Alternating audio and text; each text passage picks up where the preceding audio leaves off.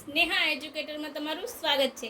આજે છે સ્ટેટિક જીકેનો એક પાઠ હડપ્પા સંસ્કૃતિ અને કઈ નદી કિનારે તે વિકસી હતી। નેક્સ્ટ પાર્ટમાં તેના શોધ અને શોધકો અને કયા સંસ્કૃતિમાંથી શું મળી આવ્યું એ સ્ટેટિક જીકેમાં હું લઈને આવીશ, જેથી જોડકાના ફોર્મમાં પૂછાય તો તમારો 1 માર્ક 2 મિનિટમાં કન્ફર્મ થઈ જશે। ચાલો તો શરૂ કરી દઈશું। હડપ્પા સંસ્કૃતિ કઈ નદી કિનારે? તમને સૌને ખ્યાલ હશે, રાવી, મોહેંજો-દડો તો સિંધુ નદી, લોથલ તો સાબરમતી અને ભોગાવો, રાઈટ? યાદ રાખજો। રંગપુર તો ભાદર, આ બધા આપણા ગુજરાતના સ્થળ છે। રાખીગઢી ક્યાં આવ્યું? તો રાખીગઢી તમે મને કહેશો હરિયાણાનું છે અને સૌથી મોટી સાઇટ છે, બરાબર? ગુપ્ત સરસ્વતી કહેવાય છે। બંડવાલી એ પણ સરસ્વતી,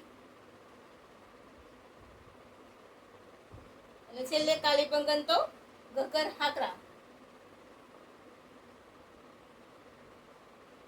તો આ બધી નદી તમારે યાદ રાખવાની છે અને આ જોડકામાં પૂછાશે તો તમને 1 માર્ક આપીને જશે। તો બસ આવી જ મસ્ત મજાની સ્ટેટિક જીકેની માહિતી જોઈતી હોય તો મારી સાથે જોડાયેલા રહેજો।